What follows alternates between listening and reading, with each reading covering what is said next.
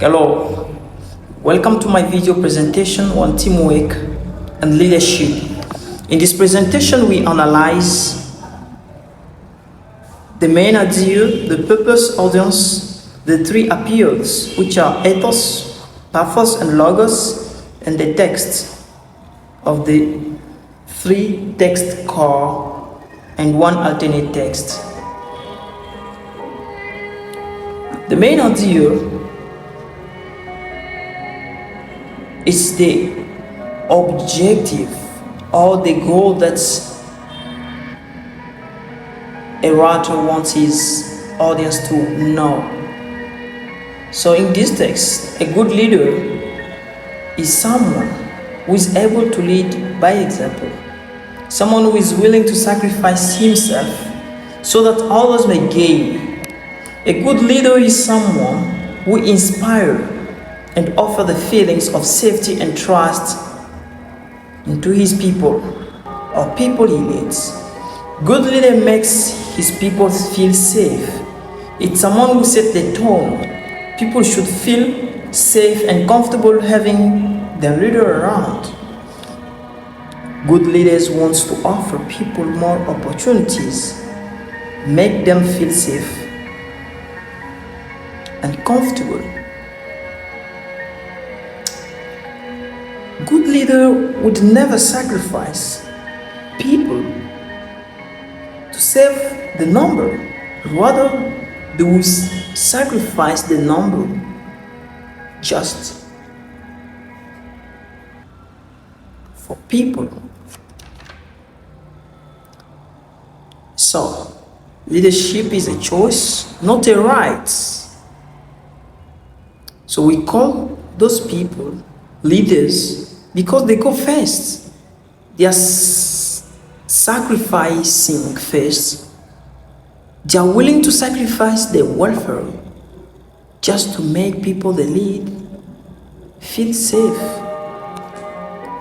So if leaders lead by example, and then our people are ready to sacrifice for that.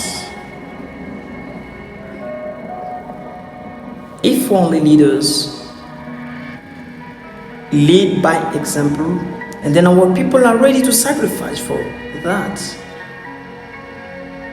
No leader cannot expect from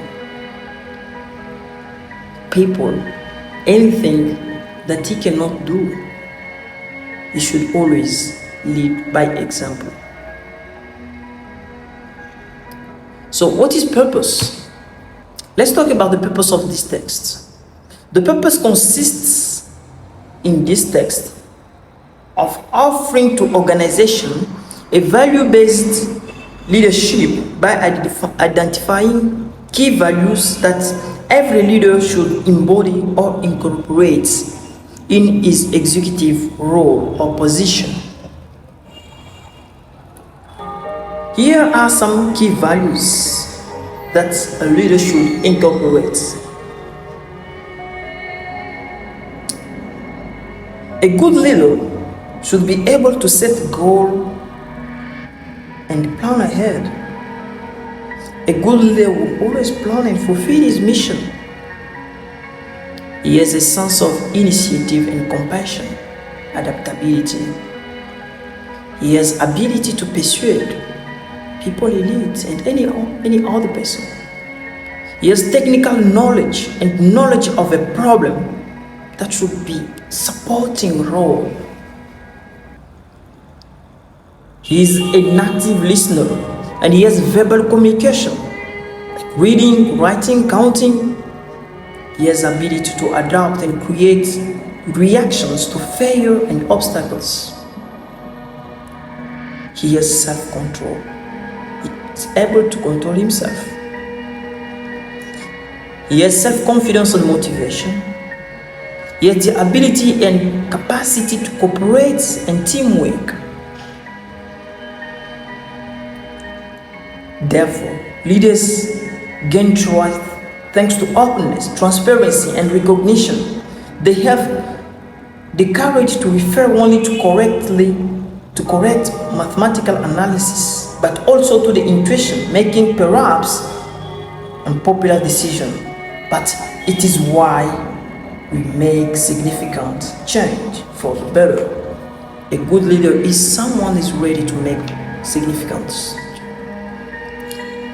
3. Let's talk about the audience. This is the intended reader, people to whom this message is intended. So this message is created on the basis of the knowledge and experience of the author to organizations worldwide and worldwide leaders. The appeals. So the appeals we refer to ethos, pathos, and logos. We refer to appeals when we want to our audience to accept our argument, when we want to persuade our audience to accept our arguments. So the writer uses all 3 appeals to persuade his reader. The first is ethos. The author. Let's talk about author. Ethos.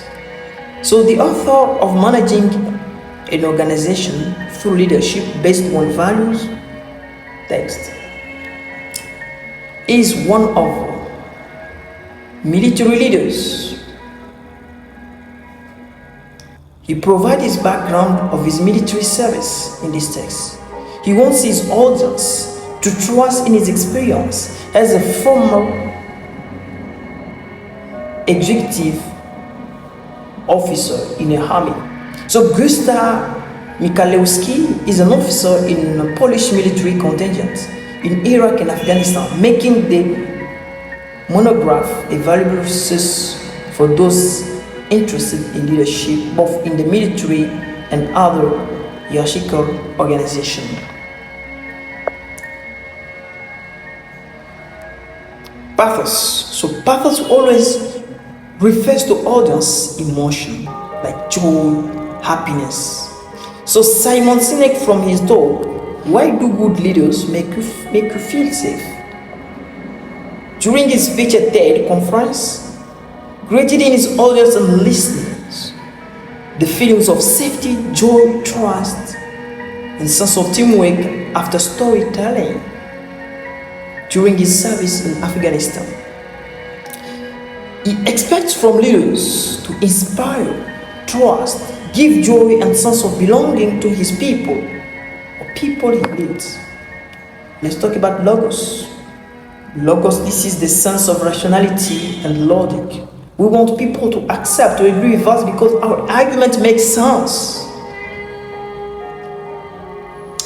So, the author of this text, what makes a great leader, wants their readers to understand that great leaders are more than just chiefs or chairmen. They give the criteria.